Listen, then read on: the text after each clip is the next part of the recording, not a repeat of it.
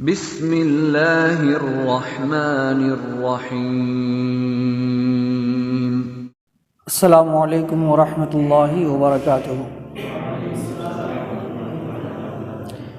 میرے تمام عزیز طلباء،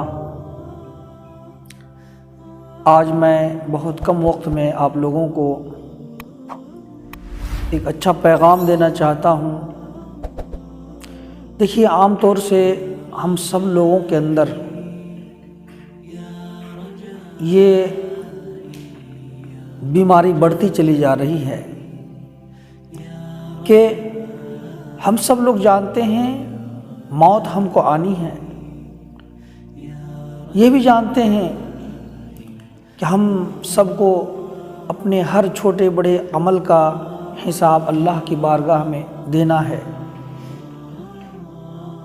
گناہ کرنے پر قبر میں سزا ہوگی، جہنم میں ڈال دیا جائے گا۔ ہم سب اس سب چیزوں پر یقین رکھتے ہیں، اسی وجہ سے ہم مسلمان ہیں۔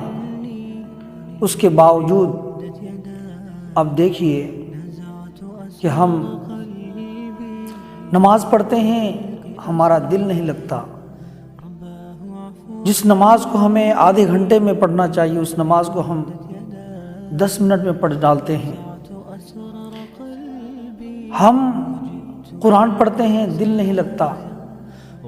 نیکی کی باتیں ہم جب سننے کے لیے موقع آتا ہے تو ہم اپنی موبائل کی اسکرین سے اس کو ہٹا دیتے ہیں۔ کیا وجہ ہے؟ آپ خود محسوس کرو گے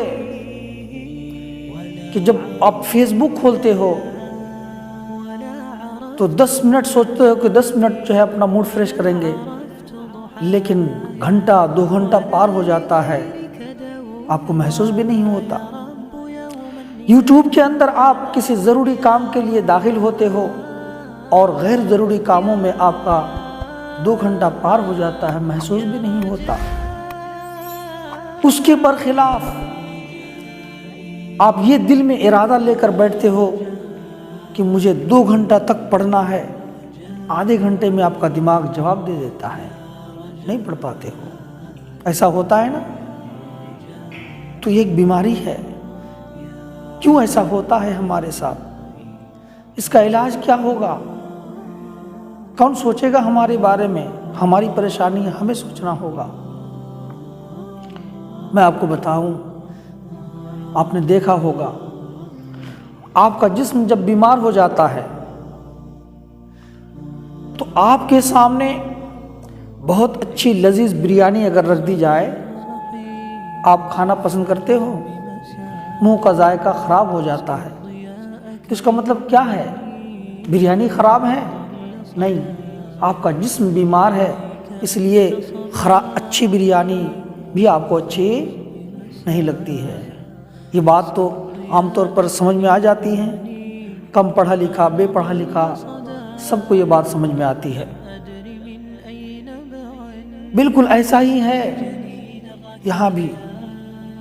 دیکھیے، یہ جو میں نے بتایا، قرآن پڑھنا چاہتے ہیں آپ سے ہوتا نہیں ہے۔ نماز سکون سے پڑھنا چاہتے ہیں، ہوتا نہیں ہے۔ تو کیا نماز خراب ہے؟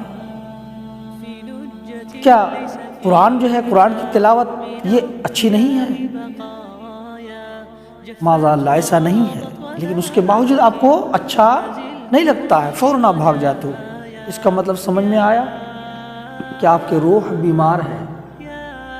جسم جب بیمار ہو جاتا ہے تو اس کو دنیا کی غذا اچھی نہیں لگتی، چاہے گوشت دیجئے، بریانی دیجئے، پلاؤ دیجئے، اچھا نہیں لگتا۔ جسم بیمار ہونے کی بنیاد پر ذائقہ دار کھانا بھی اچھا نہیں لگتا۔ اسی لیے روح جب انسان کی بیمار ہو جاتی ہے تو پھر انہیں قرآن کی تلاوت، اچھی نصیحت اور دینی کتاب پڑھنا یہ اچھا نہیں لگتا۔ تو ہم لوگ سب لوگ عام طور پر اپنی روحانی بیماری میں مبتلا ہیں، اپنی روحانی بیماری میں مبتلا ہیں۔ اس روحانی بیماری کا علاج ہمیں کرنا چاہیے کہ نہیں؟ جب ہمارا جسم بیمار ہو جاتا ہے تو کس طریقے ہم بے چین ہوتے ہیں۔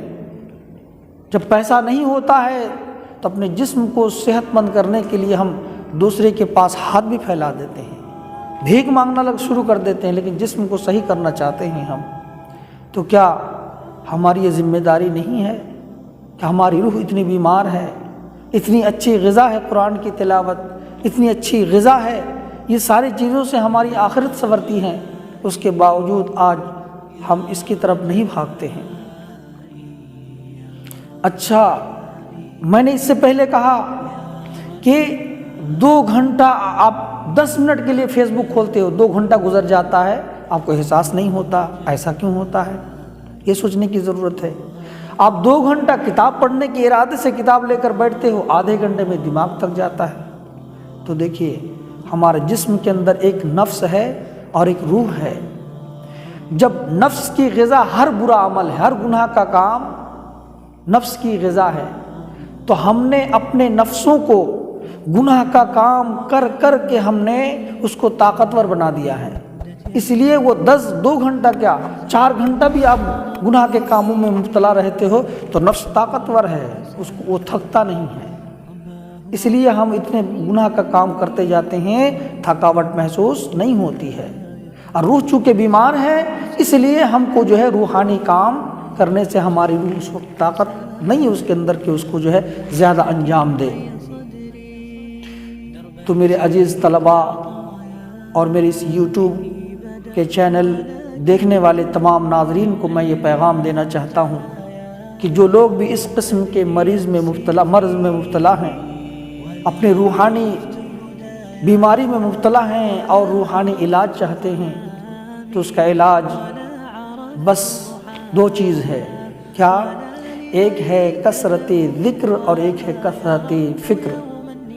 فکر کا مطلب فکر آخرت۔ جتنے زیادہ آپ ذکر کریں گے، سمجھ لیجیے آپ کی جو ہے دوا کی گولی کی طرح، جسمانی دوا کی گولی جس طرح ہوتی ہے، اس کو کھانے سے جسم صحیح ہو جاتا ہے، تو یہ ذکر اور فکر آخرت۔ فکر آخرت میں کیا ہے؟ فکر آخرت کی پہلی منزل ہے موت کو کثرت کے ساتھ یاد کرنا، کہ ہم یہ سب جو کچھ کر رہے ہیں، ہمیں ایک دن مرنا ہی ہوگا اور ہمیں ہر برے عمل کا حساب بارگاہ خداوندی میں دینا ہوگا۔ جب آپ دماغ میں کثرت کے ساتھ یہ سوچتے رہیں گے، آپ کا دماغ جب آپ عادی بن جائے گا اس چیز کا کہ نہیں، ہم ایک دن حساب دینا ہوگا، قبر کی منزل طے کرنا ہے، پل صراط کی منزل ہمیں طے کرنا ہے، یہ دنیا کے یہ مصائب سے یہ لاکھوں گنا زیادہ ہے۔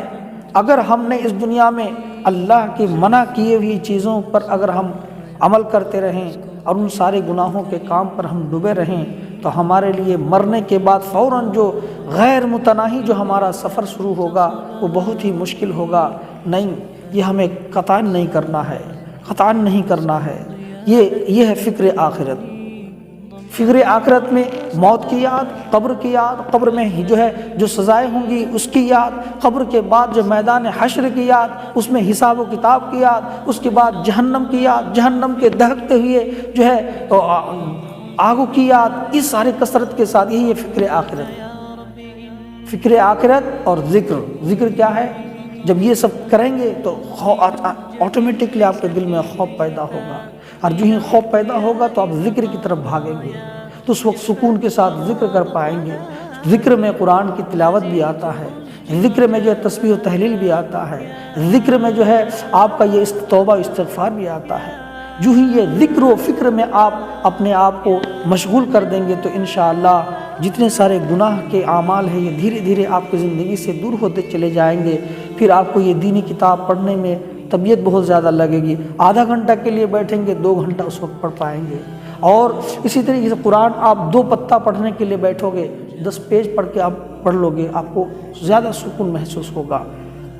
اس کے برخلاف جو ہی آپ کا ارادہ تھوڑا سا گناہ کرنے کی طرف جائے گا، فوراً آپ کا دل آپ کو اس گناہ کے کام سے جو ہے روک دے گا، کیونکہ اس وقت جو ہے آپ کا روح طاقتور ہو جائے گا، نفس بیمار ہو جائے گا، روح کی اس وقت طاقت چلے گی، اس کی حکومت چلے گی۔